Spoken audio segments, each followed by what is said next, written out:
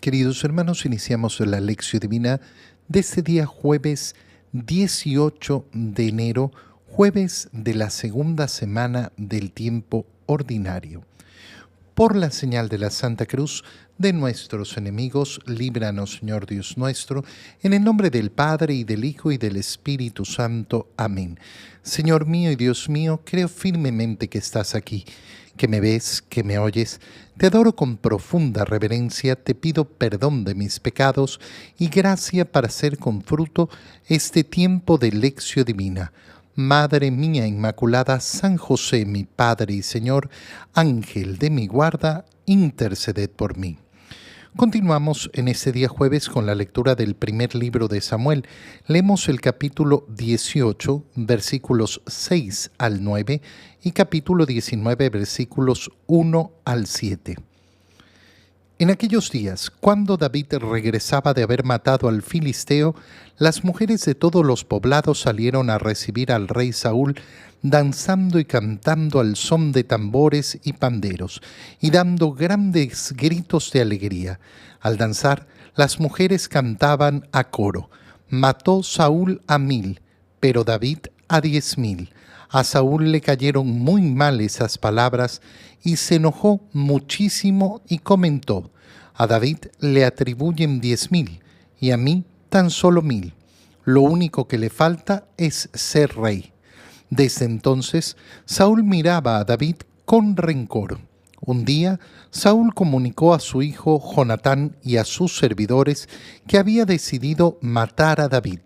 Pero Jonatán quería mucho a David y le dijo a éste: mi padre Saúl trata de matarte. Cuídate pues mucho, mañana por la mañana. Retírate a un lugar seguro y escóndete. Yo saldré con mi padre por el campo donde tú estés y le hablaré de ti. Veré qué piensa y te lo avisaré.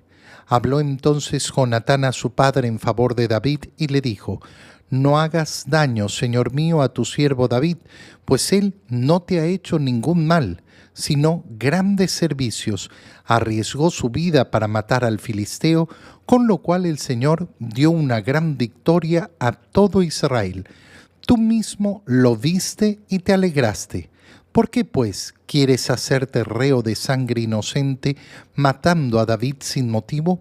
Al oír esto, se aplacó Saúl y dijo: juro por Dios que David no morirá. Entonces Jonatán llamó a David y le contó lo sucedido. Luego lo condujo ante Saúl y David continuó a su servicio como antes. Palabra de Dios. Ayer leíamos esa escena que todos conocemos muy bien, la escena en que David mata a Goliat con solo una honda y una piedra. Logró vencer a este gran guerrero siendo un pequeño joven. Y eso condujo a la victoria en aquella batalla, en aquella guerra que llevaban los israelitas contra los filisteos. Y cuando vuelven David, junto con Saúl, el rey, que ya sabemos su historia, sabemos cómo Dios ha dicho: yo ya no lo tengo como rey, yo ya lo he despreciado como rey, lo he puesto aparte. Las mujeres, como sucede al final de una batalla, de una guerra, salen a danzar, a cantar al son de tambores y panderos y dan grandes gritos de alegría y elogian la valentía de Saúl y dicen: Saúl mató a 1000, pero David a 10.000. Y estas palabras, nos dice el libro del profeta Samuel, le cayeron muy mal a Saúl. Le caen mal estas palabras y se enojó muchísimo. ¿Qué es lo que dice? A David le atribuyen 10.000 y a mí tan solo 1.000. Lo único que le falta es ser rey. Y entonces vemos la profunda envidia que tiene Saúl. ¿Qué es lo que está envidiando? Está envidiando el elogio de los demás. Pero ¿acaso es el elogio de los demás, el elogio de la gente, lo que tiene que buscar un soberano? No. Y ninguna persona que tiene autoridad sobre otra tiene que moverse solo por el elogio de la gente, porque el elogio de la gente al final puede ser un factor muy que lleve, que lleve al error, que lleve a confundirse. El elogio sube el ego. Y como vemos, la falta de elogio a Saúl, ¿a dónde lo conduce? Al celo hacia los demás. Pero eso es de acuerdo a lo que busca como objetivo el corazón. Si mi corazón lo único que busca es recibir el elogio, el cariño superficial, no el cariño verdadero, no el cariño profundo, sino el cariño superficial, entonces claro, yo estaré buscando solamente eso y nada más. Y en la falta de aquel elogio, entonces perderé la compostura. No sabré cómo comportarme de verdad. Qué importante es darnos cuenta que justamente en estos días hemos estado viendo cómo Dios nos anuncia no dejarnos llevar por las apariencias. Se nos ha mostrado en el momento en que Dios ha enviado a Samuel a ungir a David como futuro rey y le ha dicho a Samuel con claridad, no es el primero de los hijos de Jeset. ¿Por qué? Porque tú estás juzgando según las apariencias y yo no juzgo según las apariencias. El día de ayer veíamos la victoria justamente de David, a pesar de que las apariencias nos decían que iba a perder, que no iba a lograr hacer absolutamente nada en contra de un hombre tan grande, de un hombre tan adiestrado a la batalla como era Goliat. Y sin embargo, a pesar de las apariencias, vence David. Y ahora se nos está haciendo profundizar todavía más en el tema de las apariencias. La apariencia del elogio. Bueno, ¿qué es lo que busco yo? Lo que uno tiene que buscar es, en primer lugar, hacer la voluntad de Dios. ¿Qué elogio es el que yo quiero lograr? Bueno, el de Dios, es decir, que Dios esté contento con mi obrar. Ese tiene que ser el motor de mi corazón. Y en segundo lugar, darnos cuenta de que lo que yo tengo que hacer es siempre el bien, aunque no le guste a muchos, porque el bien a muchos no les gusta. Pero entonces, hacer la voluntad de Dios, y siempre la voluntad de Dios es hacer el bien. A los pocos días de esto, al poco tiempo de esto, Saúl ya mira con rencor a David y comunicó a su hijo Jonatán y a sus servidores que había decidido matar a David. Y es tremendo. ¿Por qué? Porque lógicamente vemos una actitud absurda. ¿Por qué has tomado esta decisión? ¿Cuál es el mal objetivo que te ha hecho? No, es que me ha hecho sentir mal. ¿Él te ha hecho sentir mal? ¿O la gente que lo vitorió te ha hecho sentir mal? Qué importante es también analizar esto. ¿Por qué? Porque muchas veces los resentimientos del corazón no se basan en las acciones que ha hecho la persona, sino en lo que dicen otros o lo que me ha hecho sentir a mí. Bueno, pero lo que yo he sentido no es determinado por la acción del otro.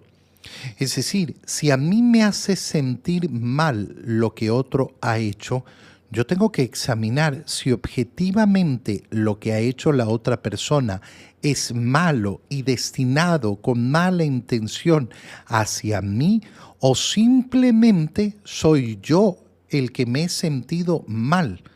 Fíjate bien, David no ha hecho nada en contra del rey.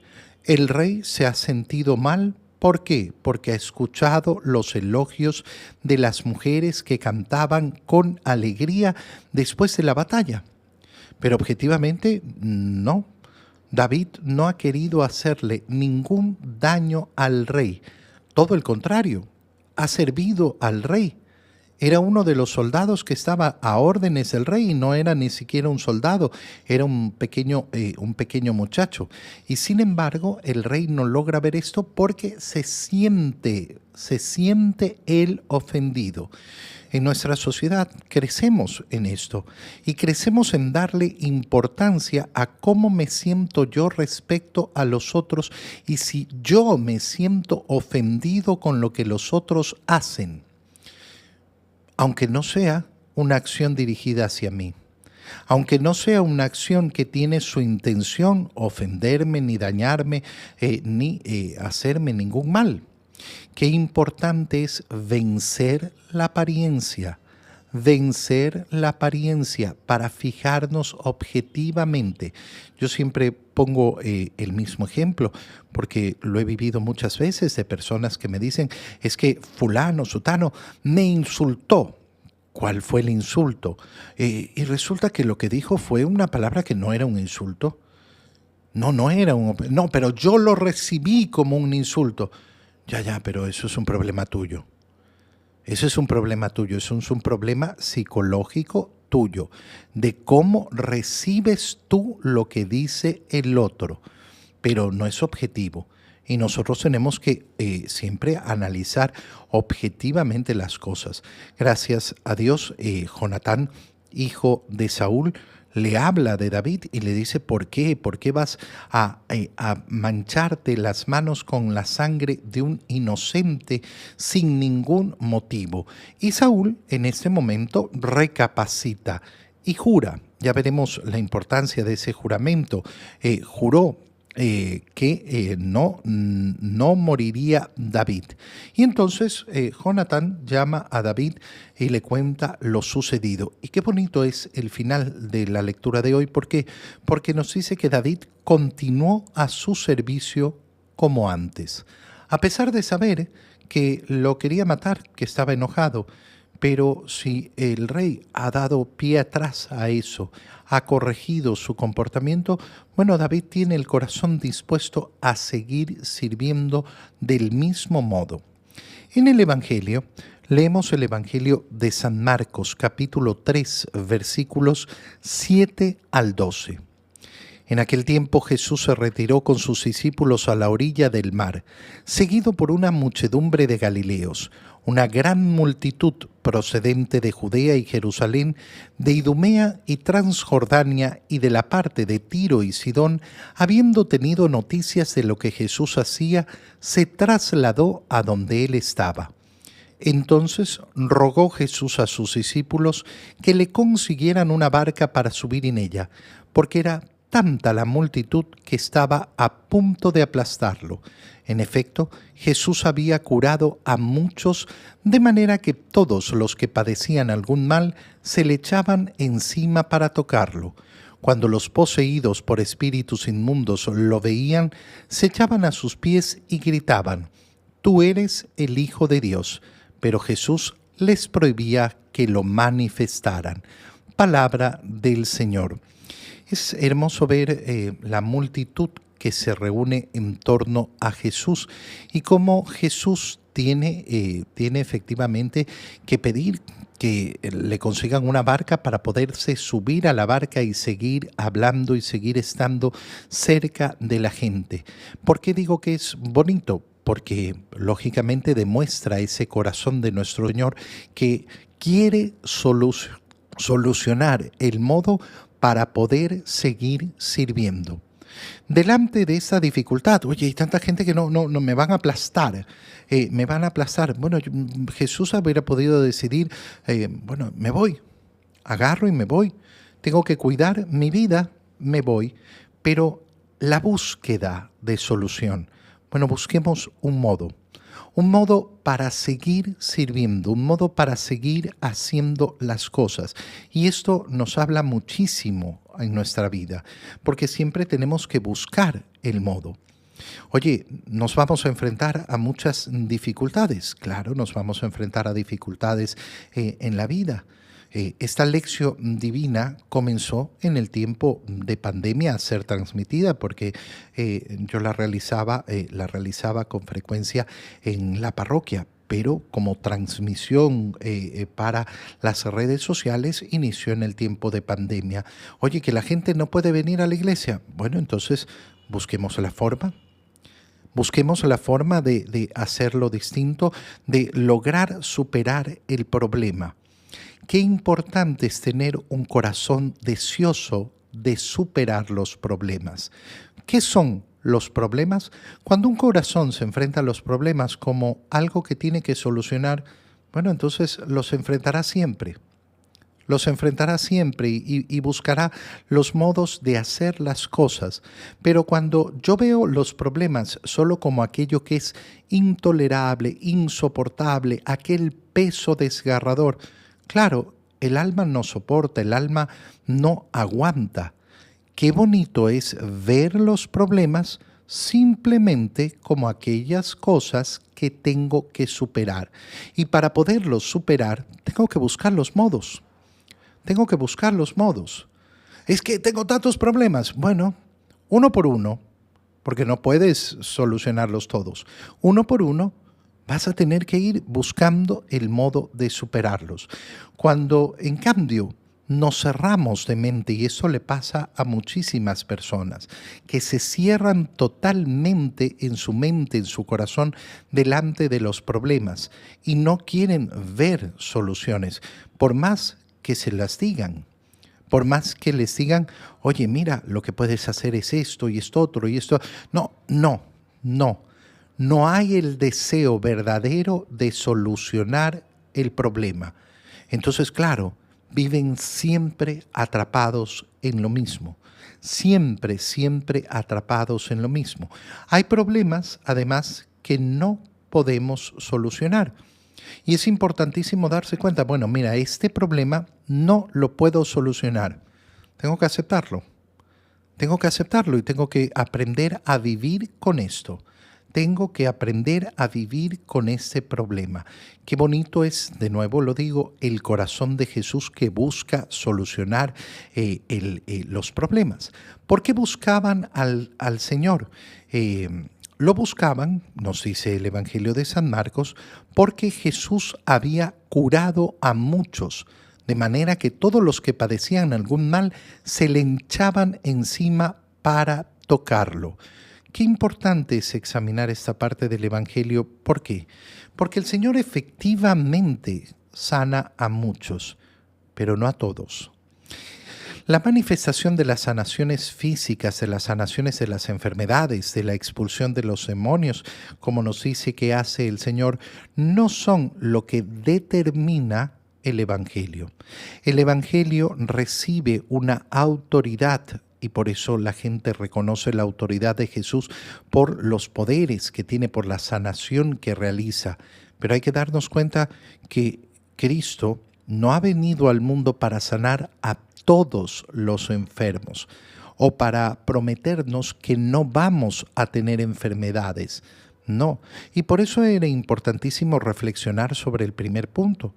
Delante de los problemas el Señor busca soluciones, con un corazón deseoso de seguir sirviendo, de seguir hacia adelante.